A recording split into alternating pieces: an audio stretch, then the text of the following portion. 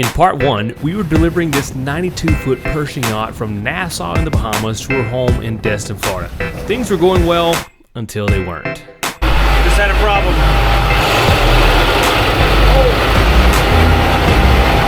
Dude, what is going on? There's no damage. In part 2, we assess the damage and have it inspected by techs who inform us the boat needs to be taken to Fort Lauderdale for repairs. So we prep the boat for the slow 150-mile, 2-day trek north on a single engine. The boat's typical 28-knot cruising speed will be reduced drastically to about 8 knots. Unable to determine what the cause of the shaft failure was, we're cautious about this leg. But that doesn't mean it's not an adventure. Ooh, baby. Let's do it. Trip that.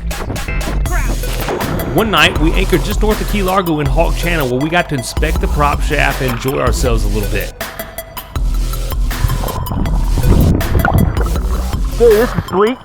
Really, beautiful view. Yeah, beautiful view for sure. Then the next day, we make it to Fort Lauderdale where we're towed up the narrow New River where the boat will be hauled out of the water for repairs. And I've got to get out here and focus on getting ready to...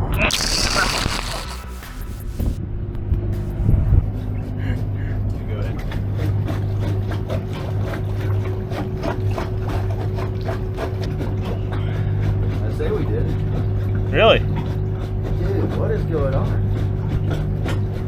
No way. What? There's no damage. Well, that's good. Well, Kinda. yes and no. What happened? Yeah, I exactly. mean, there's not even, like, there's still prop speed. It's not like it even went in sand.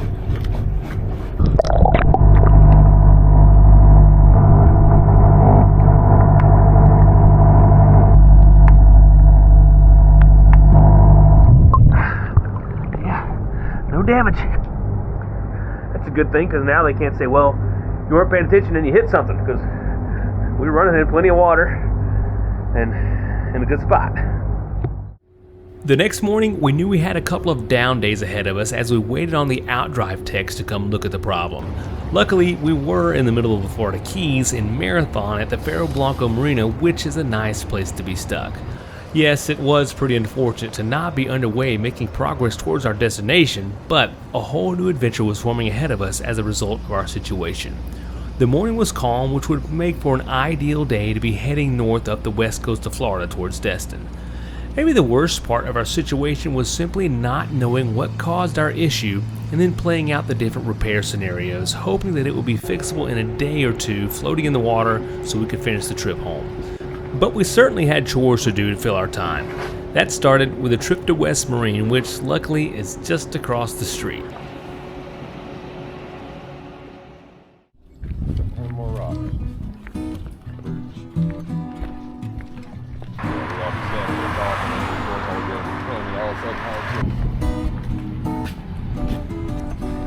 Come on in low.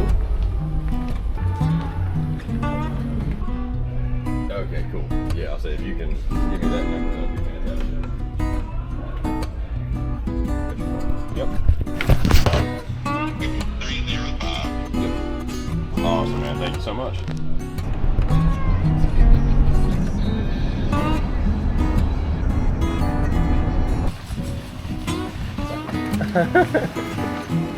Gallon? Probably 2.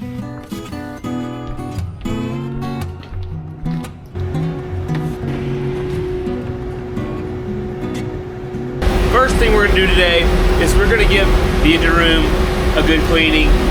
It is pretty clean, but we want to just top it off, make everything really nice, but just we can inspect things as we're cleaning it as well. So, got some rags, simple green, let's go to town, wiping everything down, and top to bottom.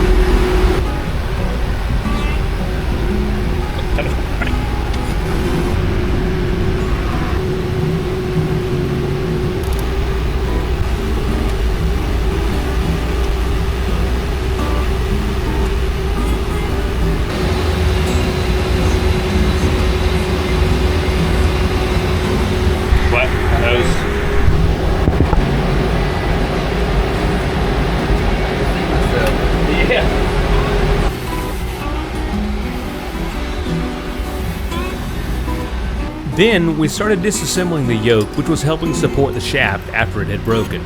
The yoke did break free where it was fastened to the structure of the boat, but it still controlled the shaft enough where it wasn't able to bust a hole in the hull. Had that have happened, the boat very likely would have sank rather quickly. Doing this allowed us to further inspect the damage, gather broken pieces, and clean up the space so that we could pass on photos to the techs in hopes they could bring appropriate replacement parts when they come down. And they would have less work to do, which might get us home a bit faster. Now in this shot, you can get a good look at where the shaft disconnected by shearing the bolts and the keyways at the coupling. I think we're done down in here for the day.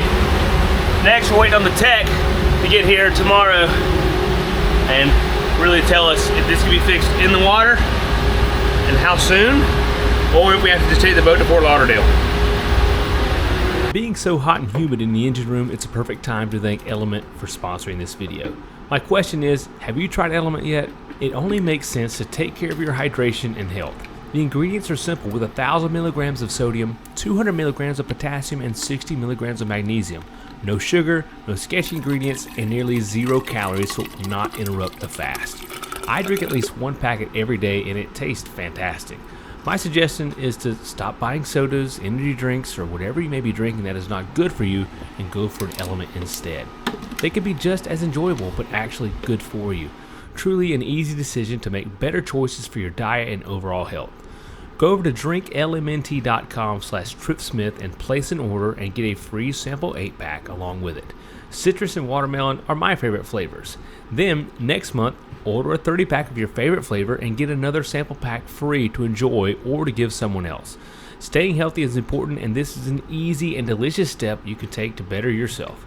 And thank you for supporting those who support the channel. You did, man. Oh, you would just do that for me? Our next task is giving the wooden flooring a meticulously detailed cleaning, one plank at a time. On a boat like this, there's always something to do, something to clean. So we may have some down days from traveling, but that doesn't mean we're just sitting around.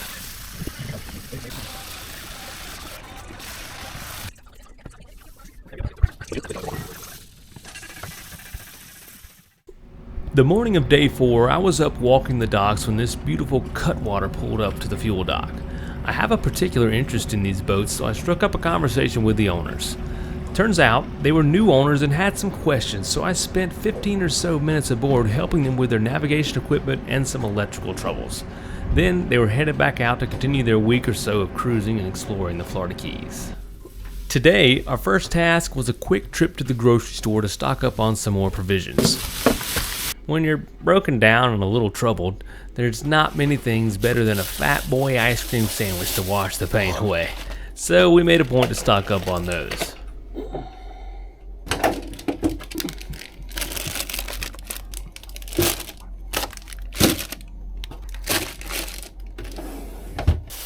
We also had to consider our health, so that meant a few more cans of sardines, buying the sausages, and eggs.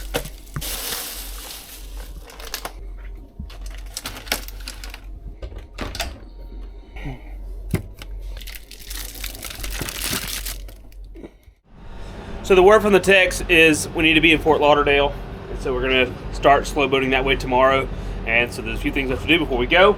We also had the techs look at this back platform that drops down to load the tender in because it wasn't locking properly, and he said it's probably full of water. So we quickly removed the little inspection hatches, and of course it's full of water, so now we're gonna be emptying that. And then we have to get in the water and stop our prop from pre-spinning. So essentially get down there with lines and tie it up. So it's gonna be exciting.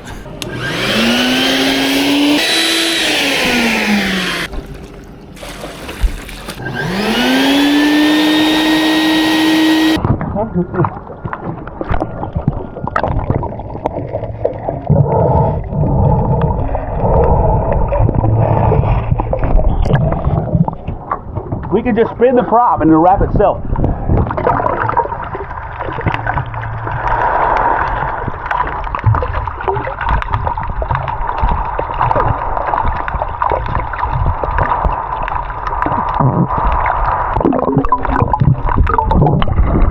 Look at your other props.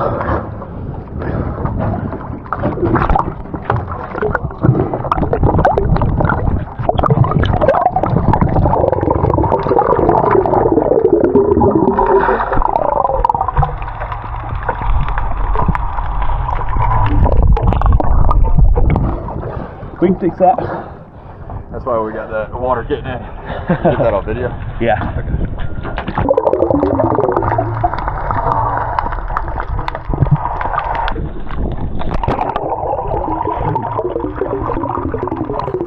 We're trying to wrap the line the correct direction so that as the prop tries to free spin while underway, it will hopefully cause the line to tighten and increase its hold. Stopping the rotation can help limit further damage if there's an issue somewhere else. However, it's not critical that the prop not spin, just a little something extra.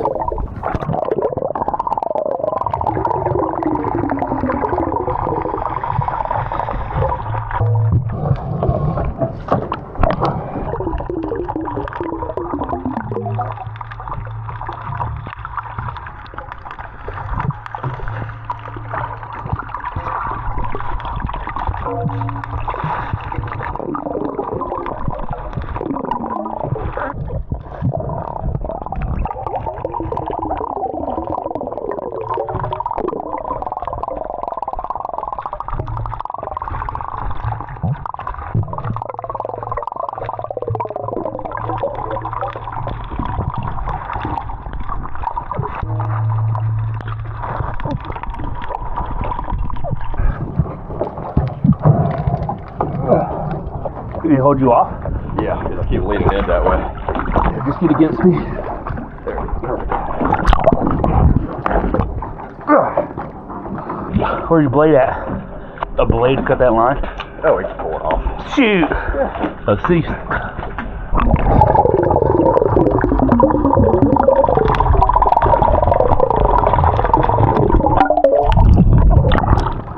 How do you feel that part? What's up there?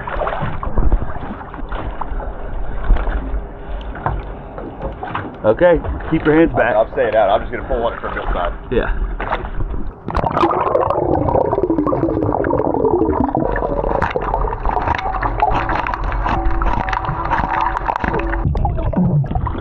Almost.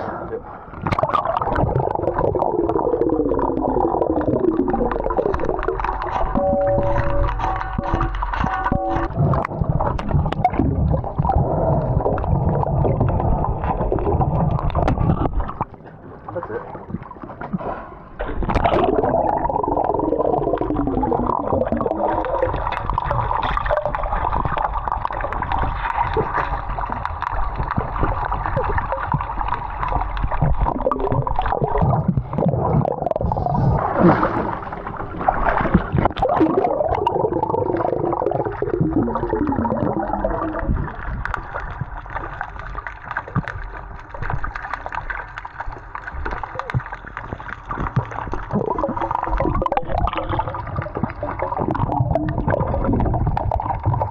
There's some of the braid he was talking about.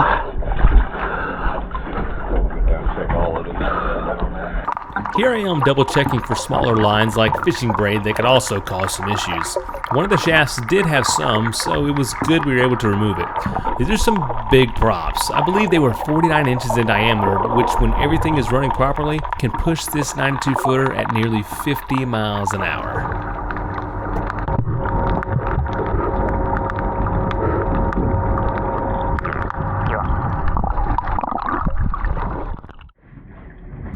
After we removed as much water as we could from the platform, it was time to seal the inspection hatches back down. Granted, these are going to be removed again in the next few weeks. We're still very careful about the process and the aesthetics. On a boat like this, you make a point to keep things as high quality in method and appearance as you can.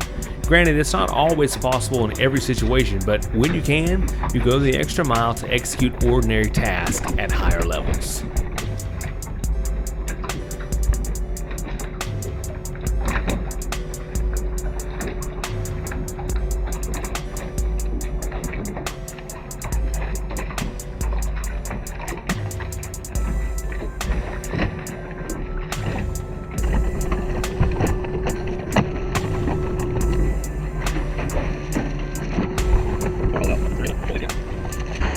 We didn't do it. I got that on camera. Well, they are running an emergency, but they... Okay, then I appreciate it. Don't splash. Alright, we're okay. Pretty soon it was dinner time. Luckily, Ferro Blanco has a fantastic grill we were able to use and a comfortable place for us to have a little break before getting back to work.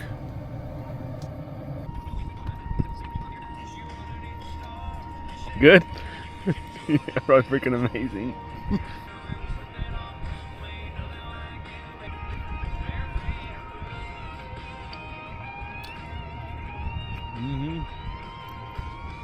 Pretty good. Yeah, good. So now it's 9 o'clock at night. We're on the phone with a tech trying to reprogram all the parameters that get this up and down and make it lock into place, because without it locked in place, and it's not right now because they reset it when they left, can't get over idle. And we need to get a little bit over idle. So I'm out here with the radio, Joe's inside on the phone with the tech, and I'm just kind of calling, okay, it's in or it's not. Just popped in, but it was out, but it just popped in. Port and starboard are both in. But it didn't go in right the first time. Basically, I'm trying to see if those pins line up or not.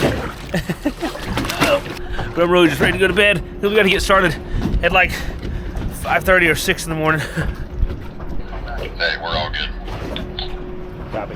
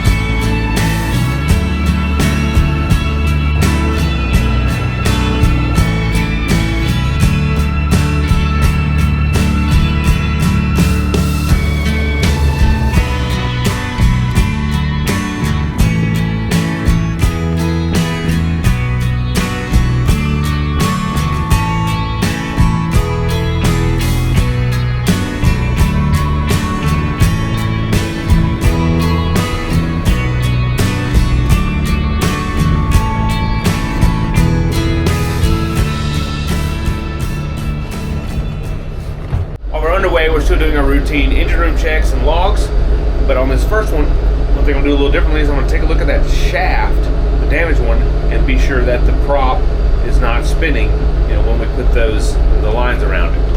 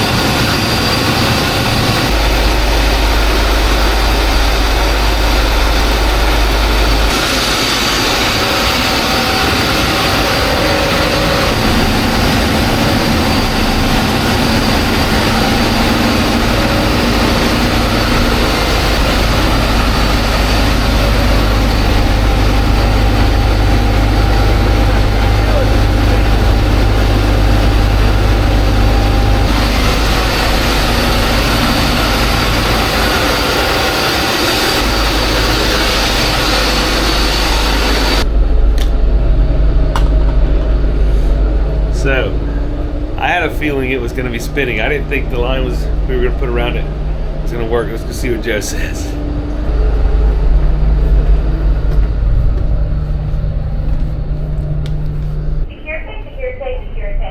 stations, all stations, all stations. This is United States broadcast concerning a hazard to navigation in the vicinity of the Angelfish Creek. Shift and listen to channel 22 Alpha, frequency 157, decimal 1 Normally was good. out. Prop spinning. Really? Yes. How bad? Normal. Oh. I mean, what do you mean, how bad? I don't know if it looked like it was gonna drag in or. Oh no, it was just, I think it was spinning the same as it was doing.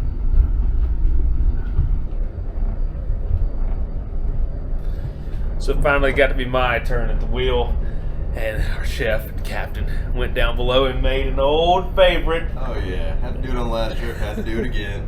Yeah, you guys remember the tradition if you saw the other video. Viennas with peanut butter. Let's go, Joe.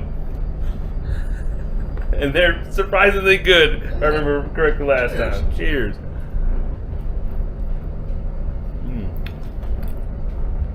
Shockingly good. It's a texture thing, you know. If you can handle Viennas, you like peanut butter. Yeah, it's definitely a texture thing. Childhood treat come true. Yeah. And you literally eat these all the time. Yeah, oh yeah. No, my grandmother made them growing up. Yeah. And Joe sent me pictures of these just randomly throughout the year. Like, look what I'm eating. I'm like, okay, dude. They're good though. You should try it. Thank you, Joe. Traveling at 8 knots feels like you're sitting still on this thing, so it made for long days and good conversations on a wide variety of topics. Eventually, the sun was getting low and it was time to find our home for the night, which would be swinging at anchor out in Hawk Channel just north of Key Largo. So I grabbed the radio and head up to the bow to drop the anchor.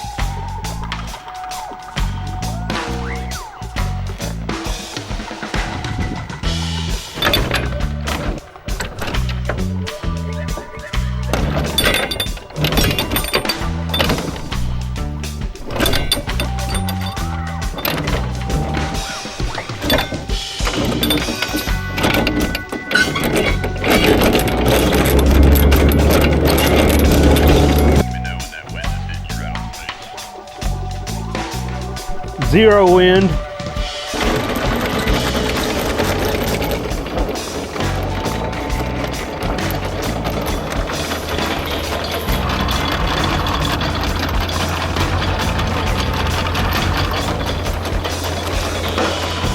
Straight down, or is it going out a little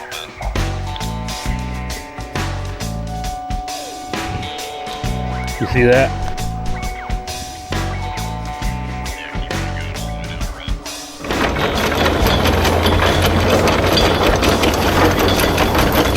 Solid red. What? Yeah, really. All right, we're going to call this home for the night. We are just north of Key Largo, just off of Elliott Key. The rope that we tied around the prop yesterday didn't hold, so we're actually going to get in the water and go take that off, so to avoid, any abrasion or friction on the shaft. So that's fun. We get to get in, and I can see the bottom. It is beautiful.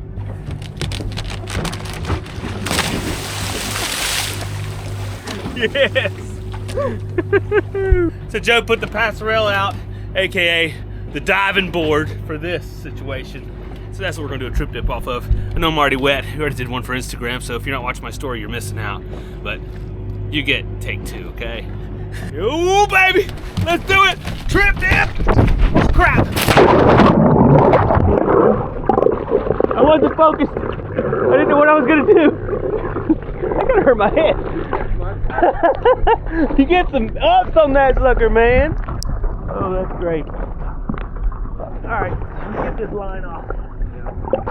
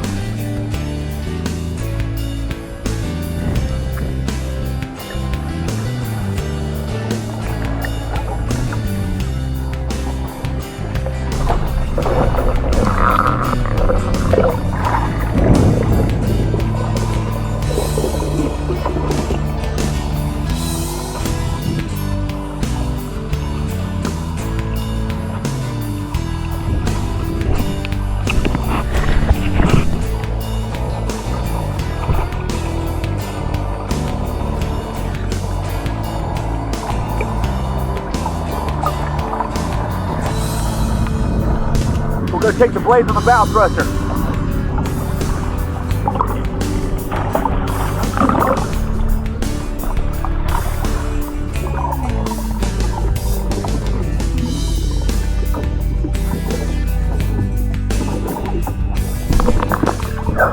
Looks good. That was a dope out of spot to hang out too.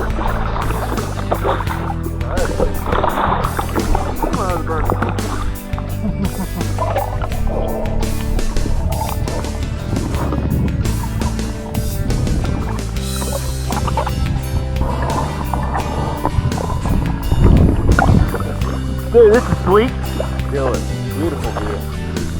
Yeah, beautiful view for sure.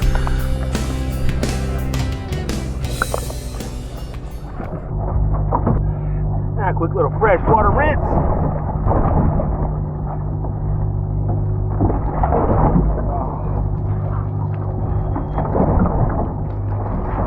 Can't forget the gear, the goggles.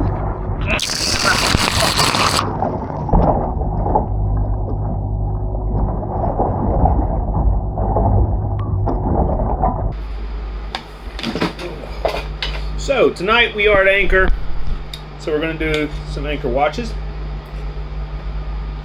It's 8 o'clock now, so I need my dinner, some leftover filet and salmon, and then I'll lay down and go to sleep as soon as I can, and then I'll be back up at 2 a.m.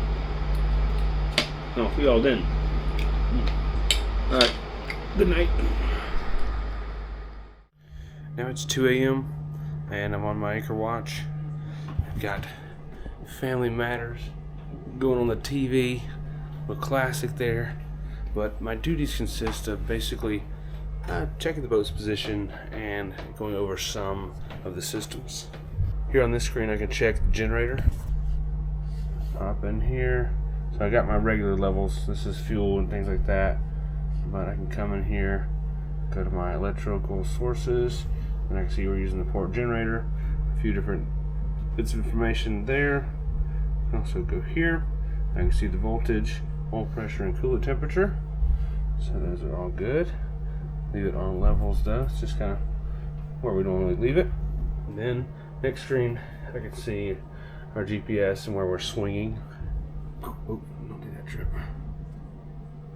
I can see we're swinging, so we're staying in the same position. Next screen, we've got the radar, so I can monitor things around us and be sure there's nothing, getting closer. I can also see how far the shoreline is away and be sure that that stays about 0.6 nautical miles away. So there's nothing, super exciting to share. It's just part of it.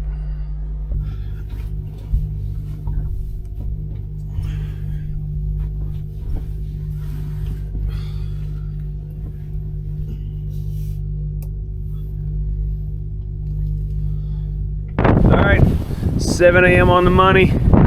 I just got the anchor in and about to get underway.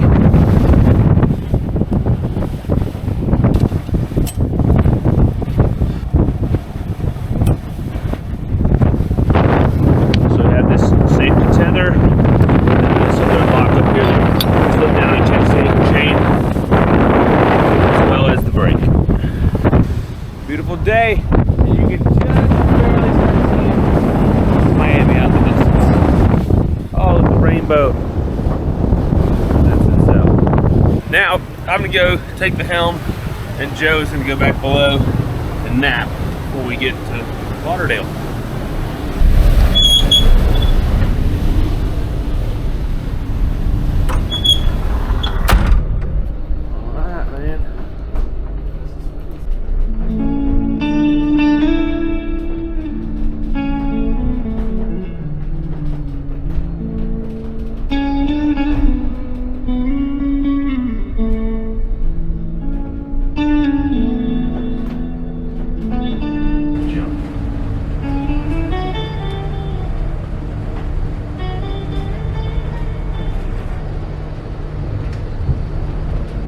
It's 12:30, still at the helm. We're coming up on Port Everglades, finally, our destination. Now we're gonna head inside and wait on our tow. We're gonna be actually towed up the New River with two little tugboats, one at the front, one at the back, so that's gonna be a cool, interesting thing to see. And they'll take us back. Uh-oh, they'll take us back to the yard. We got a big ship coming out. Gotta pay attention to this.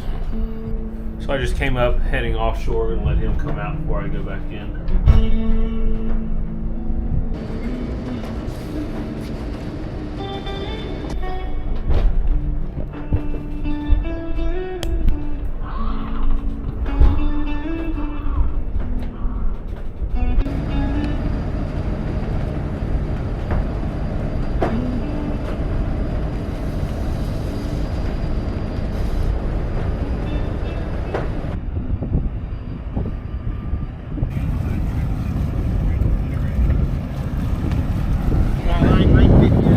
Yeah.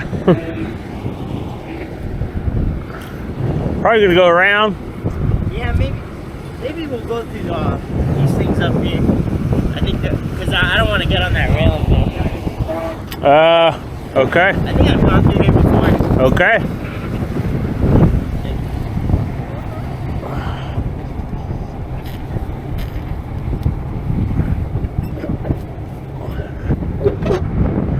That's fine. Just one? Yeah. Perfect. I'm all set.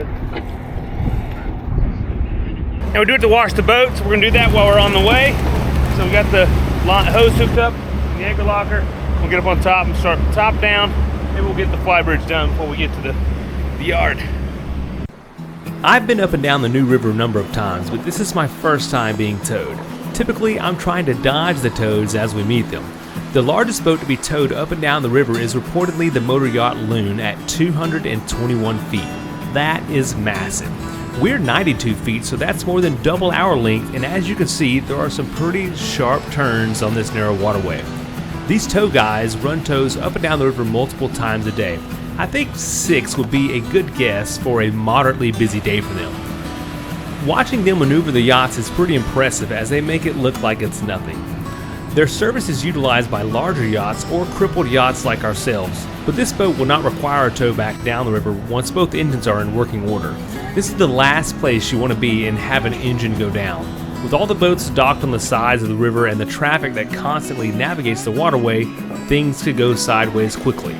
I was happy to get to experience being towed up the New River, but I wish it were under better circumstances.